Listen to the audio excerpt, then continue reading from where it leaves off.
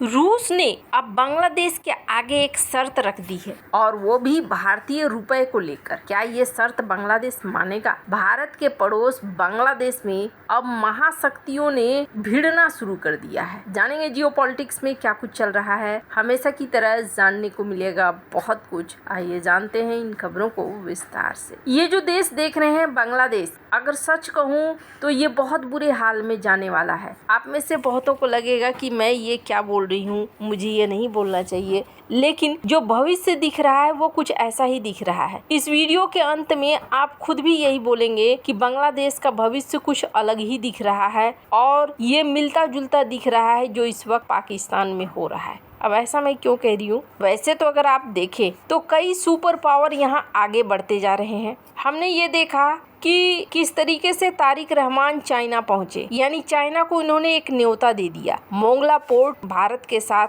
तय था, वो अब चाइना को मिलेगा, यानी कि चाइना वहां पर हैंडल करेगा कामकाज को। मोंगला पोर्ट जो कोलकाता से कुछ 100 किलोमीटर की दूरी के आसपास में है, यानी भारत के बेहद नजदीक, सिलीगुड़ी कॉरिडोर के बेहद नजदीक और बे ऑफ बंगाल में एक अच्छी खासी जगह पे आकर चाइना बैठ जाता है। और ये न्योता कोई और नहीं देता है बल्कि तारिक रहमान देते हैं। वहीं दूसरी तरफ स्क्रीन पर एक आर्टिकल देखिए जिसमें कहा जा रहा है कि सर्जियो गौर पहुंचने वाले हैं बांग्लादेश। अब सर्जियो गौर यूं ही तो नहीं पहुंचने वाले हैं। और इसे भी छोड़ दीजिए, जो स्टूडेंट के लीडर थे नाहिद इस्लाम का कहना था कि हम न तो अमेरिका का और न ही भारत का प्रभुत्व मानेंगे, हमारे देश में ये प्रभुत्व नहीं माना जाएगा। अब ये कैसे पलटी मारते हैं वो देखिए। अमेरिकी राजदूत ब्रेंट क्रिस्टेन इनसे मिलते हैं और उसके बाद बैठक करने के बाद अमेरिका का कहना है कि वो स्थिर, लोकतांत्रिक और समृद्ध बांग्लादेश का समर्थन करता है। बैठक में क्या बातचीत हुई? बांग्लादेश के लोकतांत्रिक सुधार, संसद की बात हुई, आगे कैसे करना है, अमेरिकी और बांग्लादेश व्यापार कैसे चल सकता है। और अमेरिका के राजदूत का कहना है कि हम तो एक स्टेबल और आगे बढ़ने वाले बांग्लादेश के लिए हम समर्थन दे रहे हैं, हम मदद करेंगे। और नाहिद इस्लाम का कहना है कि अमेरिका को धन्यवाद जो उसने बांग्लादेश के साथ बातचीत जारी रखी है और हम चाहते हैं कि रचनात्मक सहयोग आगे बढ़े। इसका क्या मतलब है? फिलहाल जो बैठकें हुई, ये बैठक बता रही है नाहिद इस्लाम को अमेरिका समझा रहा है, देखो भाई मैं यहाँ पर घुसूंगा और तुम थोड़ा चुप रहो जो इतना कुछ बोल रहे हो। बैठक करने का अगर तिरछा मतलब निकालें तो यही मतलब निकलेगा। अब आपने यहाँ पर दो शक्तियों को तो देख लिया, चाइना है, अमेरिका है, और अब एक और शक्ति देख लीजिए, रूस। अब आप सोचेंगे रूस का नाम कहाँ से आने लगा? तो अबरा की लुगाई सबकी भौजाई, यहाँ पर सीन कुछ ऐसा ही हो रहा है। लेकिन आगे आने वाले सीन को बांग्लादेश ने खुद से क्रिएट किया है। अगर रूस की बात करें ना तो बहुत सारे लोग कहेंगे अच्छा 1971 में रूस ने मदद की भारत की बांग्लादेश को अलग करने में, या फिर बांग्लादेश को मदद मिला जिसके बाद नया बांग्लादेश बना। नहीं, इसके बाद भी रूस ने बड़ी मदद की थी बांग्लादेश को और सोवियत नौसेना ने चितगांव पोर्ट को बचा लिया था। 16 दिसंबर 1971 ढाका में युद्ध खत्म हो चुका था, पाकिस्तान सरेंडर कर चुका था, पूरी दुनिया को एक नया देश मिल चुका था। लेकिन असली लड़ाई अभी बाकी थी, क्योंकि देश आजाद तो हो गया था मगर उसकी आर्थिक धड़कन चिटगांव बंदरगाह मर चुकी थी। बंदरगाह के पानी में हर तरफ डूबे हुए जहाज थे। कई जहाजों को जानबूझकर डुबो दिया गया था ताकि कोई माल अंदर ना आ सके। समुद्र की सतह के नीचे बारूदी सुरंगें बिछी हुई थी। किसी भी जहाज का वहां जाना मौत को दावत देने जैसा था। दुनिया के कई विशेषज्ञों का मानना था कि इस बंदरगाह को पूरी तरह चालू होने में कई साल लग सकते हैं और उस समय सोवियत संघ ने मदद का हाथ बढ़ाया। 1972 की शुरुआत में सोवियत नौसेना के जहाज खाड़ी में दिखाई देने लगे। उनके साथ आए थे एक्सपीरियंस्ड गोताखोर, इंजीनियर, माइन स्वीपर और बड़ी बड़ी भारी समुद्री क्रेनें। और उनका मिशन युद्ध लड़ना नहीं था, उनका मिशन था एक देश की सांसें वापस लौटाना। हर सुबह गोताखोर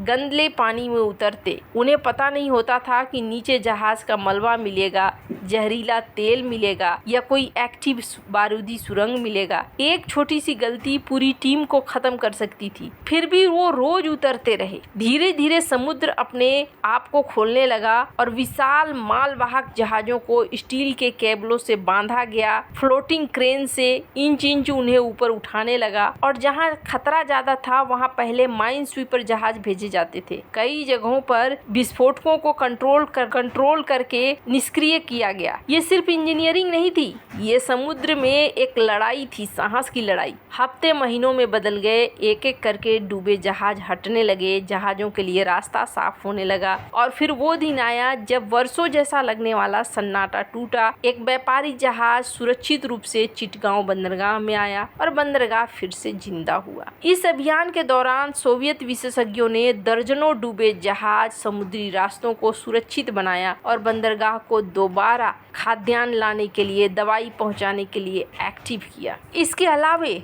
रूपपुर न्यूक्लियर पावर प्लांट, यहाँ पर भी रूस ने बड़ी मदद की, ये तो तय है। अब इस रूस की भी एंट्री हो रही है और रूस की एंट्री यहाँ पर कैसे हो रही है? अच्छे और दबाव दोनों तरीके से हो रही है। अच्छे तरीके से ऐसे हो रही है कि बांग्लादेश को फर्टिलाइजर की जरूरत है तो रूस कह रहा है कि ठीक है, हम आपको कुछ डिस्काउंट में दे देंगे, $10 का डिस्काउंट दे देंगे और डिस्काउंट में हम आपको फर्टिलाइजर देंगे। ये बात तो चलो अच्छी हुई, लेकिन रूस ने यहाँ पर एक शर्त रखी है और रूस का कहना है कि आप ऐसा कीजिए, हमारे साथ व्यापार डॉलर में नहीं बल्कि रुपए में कीजिए। अब क्या बांग्लादेश इस बात को मानेगा? रुपए में व्यापार करने से क्या दिक्कत है? और सबसे बड़ी चीज ये है कि रूस क्यों चाहता है? रूस चाइना का युआन भी तो बोल सकता है, लेकिन रूस के पास अभी दो चीजें हैं। पहली चीज, रुपए का एक बड़ा भंडार लगा हुआ है, रूस चाहता है कि वो एडजस्ट हो। और दूसरी चीज, बांग्लादेश के पास चाइना के साथ व्यापार के अवसर बहुत कम है, जितना ज्यादा व्यापार भारत के साथ होता है। तो यहाँ रूस के प्रस्ताव के बाद अब बांग्लादेश क्या निर्णय लेता है देखने वाली बात होगी। पर हाँ, इतना जरूर है कि बांग्लादेश की इकोनॉमी इस वक्त हिली हुई है, चाहे कपड़ा उद्योग की बात करें या फिर किसी और उद्योग। वैसे तो डोनाल्ड ट्रंप ने अभी 10% का टैरिफ लगाया है तो कुछ हद तक सहूलियत है,